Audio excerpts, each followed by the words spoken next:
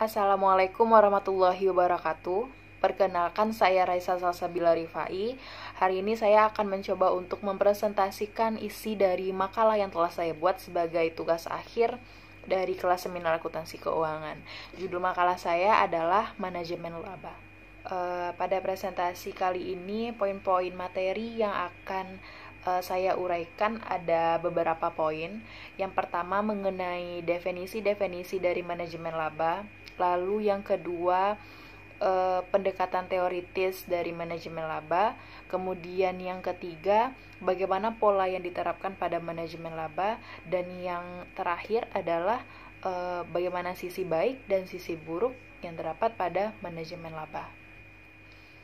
Baiklah, kita masuk pada poin pembahasan yang pertama, yaitu definisi-definisi dari manajemen laba. Definisi dari manajemen laba ini sangat luas. Asumsi-asumsi yang beredar itu sangat beragam.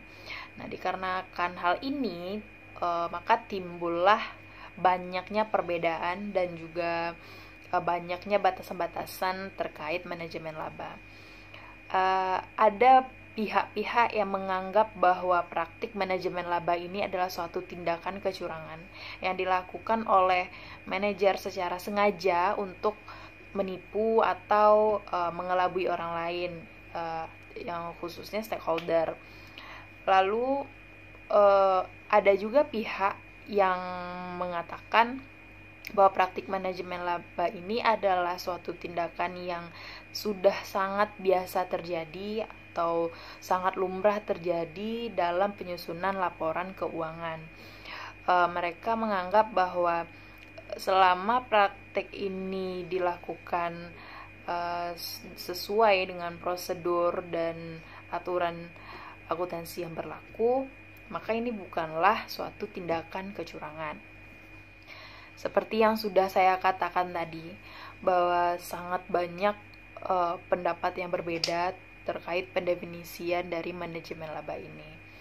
Ada beberapa orang yang sudah melakukan studi, khusus studi manajemen laba, dan mereka mengemukakan pendapat mereka terkait definisi dari manajemen laba. Itu yang pertama adalah di tahun 1987, Davidson, Stickney, dan Weil.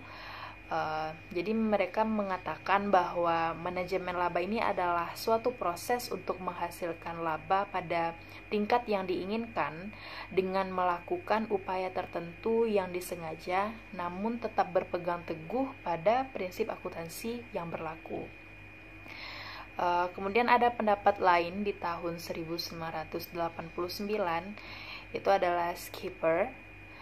Dia mengatakan atau dia mengemukakan pendapatnya bahwa manajemen laba itu dilakukan untuk mendapatkan keuntungan bagi pihak-pihak yang berkepentingan atau keuntungan pribadi dengan melakukan intervensi dalam penyusunan laporan keuangan bagi pihak eksternal.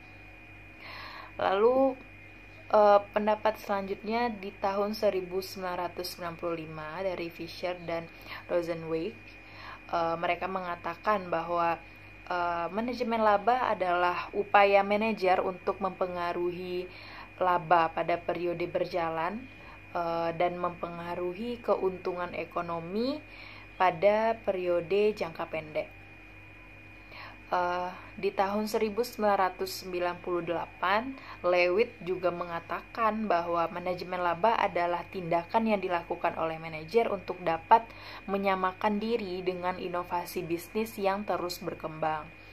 Kemudian di tahun 1999, Haley dan Wahlen mereka mengatakan bahwa para pemangku kepentingan membutuhkan informasi untuk mengetahui kinerja ekonomi dari perusahaan. Nah, untuk itu, manajer melakukan tindakan manajemen laba dengan mengubah informasi yang terdapat pada laporan keuangan. Nah, dari definisi-definisi yang telah dikemukakan tersebut, masing-masing itu memiliki pendapat yang berbeda-beda terkait manajemen laba. Namun dari keseluruhannya secara tidak langsung mereka itu menyepakati bahwa tindakan manajemen laba adalah tindakan manajer untuk mempengaruhi dan juga melakukan intervensi pada laporan keuangan.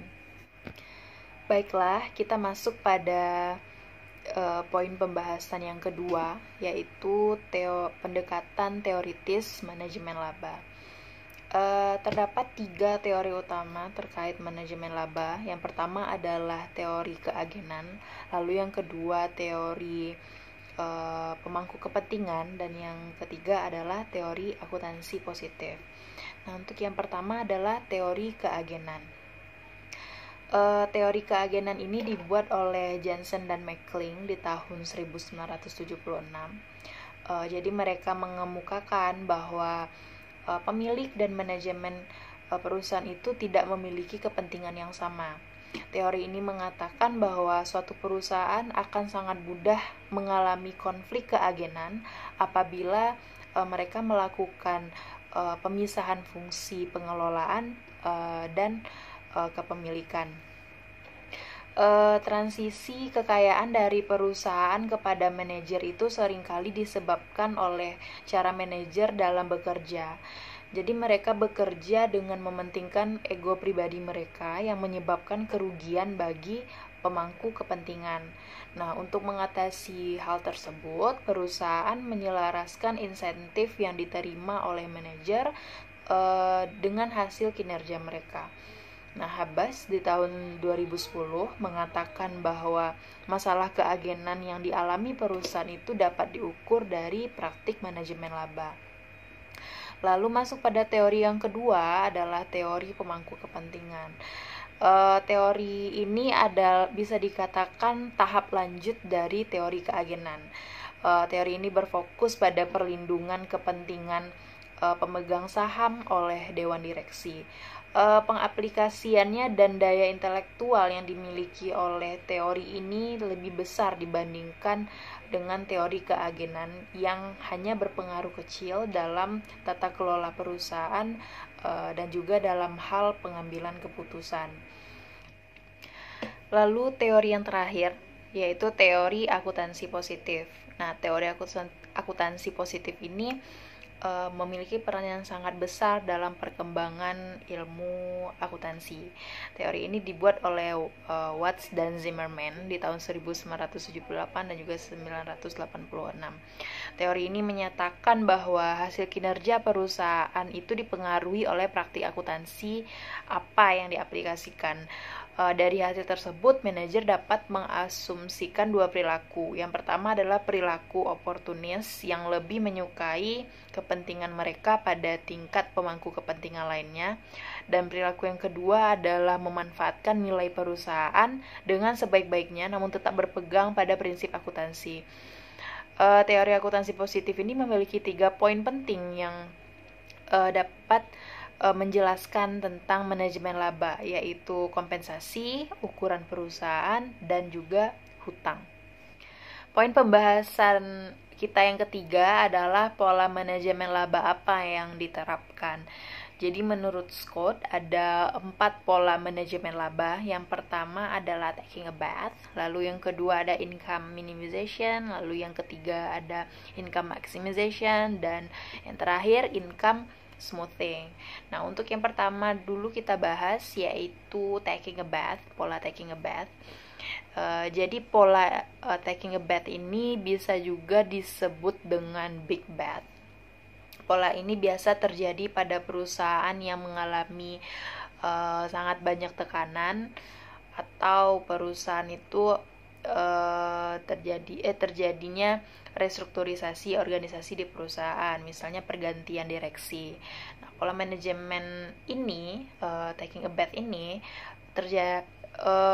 membebankan biaya-biaya pada masa yang akan datang itu pada periode berjalan, sehingga mengakibatkan laba pada periode berjalan menjadi lebih rendah dari yang seharusnya, bahkan mengalami kerugian, dan laba di periode yang akan datang menjadi lebih tinggi dari yang seharusnya. Pola yang kedua adalah income minimization. Nah, pola ini hampir mirip dengan pola taking a bath, namun caranya tidak se-ekstrim pola taking a bath. Pola ini dilakukan ketika perusahaan mengalami probabilitas yang sangat tinggi agar tidak menjadi pusat perhatian. Pola ini dilakukan dengan menurunkan laba pada periode berjalan menjadi lebih rendah dari yang seharusnya. Nah, tindakan-tindakan yang dapat dilakukan untuk menerapkan pola ini adalah dengan melakukan pembebanan biaya penelitian dan pengembangan lebih cepat dari yang seharusnya, atau melakukan pembebanan biaya iklan, kemudian bisa menghapus harta tidak berwujud dan juga barang modal. Pola yang ketiga adalah income maximization. Jadi pola ini bisa dikatakan kebalikan dari income minimization. Pola ini dilakukan dengan menjadikan laba pada periode berjalan itu lebih tinggi dari yang seharusnya, dengan mengalihkan atau mengalokasikan biaya-biaya pada biaya di periode berjalan pada periode lain. Nah, tujuan dilakukannya pola ini adalah untuk memaksimalkan pendapatan bersih perusahaan agar mendapatkan bonus, atau tujuan lainnya itu sebagai tindakan untuk melindungi perusahaan yang hampir melanggar perjanjian hutang atau telah melanggar perjanjian hutang. Lalu pola yang terakhir yaitu income smoothing. Pola income smoothing ini adalah pola manajemen laba yang paling menarik menurut Scott. Jadi pola ini dilakukan dengan menjadikan laba itu konsisten dan stabil, tidak melakukan penurunan atau peningkatan laba agar pelaporan laba tidak terlihat adanya gejolak yang signifikan, sehingga akan mencerminkan keadaan perusahaan yang minim risiko. Nah, tujuan pola ini dilakukan adalah untuk menarik minat investor yang lebih menyukai laba yang konsisten dan relatif stabil dibandingkan laba dengan fluktuasi yang besar. Kita masuk pada poin pembahasan kita yang terakhir, yaitu sisi baik dan sisi buruk dari praktik manajemen laba. Scott di sini mengemukakan dua sisi dari praktik manajemen laba. Banyak kita tahu bahwa sangat banyak yang beranggapan bahwa tindakan dari manajemen laba ini adalah tindakan yang kurang baik. Nah, di sini Scott ingin memperlihatkan bahwa masih ada sisi positif dari praktik manajemen laba. Nah, sisi yang pertama kita bahas dulu adalah sisi baik dari praktik manajemen laba, yaitu terkait block communication.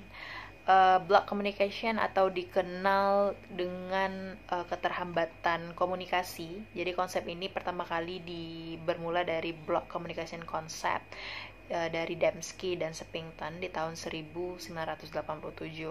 Nah, salah satu penyebab turunnya efisiensi dari kontrak itu adalah munculnya komunikasi yang diblokir atau yang terhambat. Nah, hal tersebut menyebabkan agen kekurangan informasi yang diperoleh. Nah, praktik manajemen laba setidaknya akan mengurangi penghambatan komunikasi. Dengan membuka informasi, maka pasar akan mengetahui bahwa manajer berupaya untuk memaksimalkan pelaporan laba yang tinggi dibandingkan memilih untuk menahan laba tersebut. Lalu kita masuk pada sisi yang buruk atau sisi yang kurang baik dari praktik manajemen laba ini. Yang ini adalah beberapa sisi buruk dari praktik manajemen laba menurut Scott. Yang pertama adalah manajemen laba oportunistik. Nah, salah satu dari sisi buruk yang dimiliki oleh manajemen laba itu dapat dilihat dari perspektif kontrak. Nah, praktik manajemen laba disebabkan oleh perilaku oportunistik para manajer. Nah, untuk mendapatkan bonus yang maksimal, seringkali manajer menggunakan praktik manajemen laba. Lalu yang kedua, sisi yang kedua, apakah manajer menerima pasar sekuritas efisien? Sebagaimana teori dan teknik manajemen laba yang telah dipaparkan, terkadang manajemen laba tersebut tidak konsisten dengan efisiensi pasar sekuritas. Hal ini disebabkan pengungkapan informasi yang buruk karena investor sangat menjaga manajemen laba sebagai informasi internal. Lalu sisi buruk yang terakhir dari manajemen laba adalah implikasi bagi akuntan. Bagi akuntan yang menginginkan untuk mengurangi praktik manajemen laba adalah untuk meningkatkan pengungkapan informasi, tetapi bukan untuk melakukan penolakan atas efisiensi pasar. Pengungkapan informasi yang berkualitas sangat dibutuhkan oleh investor untuk melakukan evaluasi pada pelaporan keuangan. Baiklah, sekian presentasi isi makalah saya. Jika ada yang ingin ditanyakan atau ingin memberikan tanggapan dan saran, dipersilahkan pada forum diskusi yang tersedia pada iLearn. Terima kasih telah menonton video ini. Saya tutup dengan Assalamualaikum warahmatullahi wabarakatuh.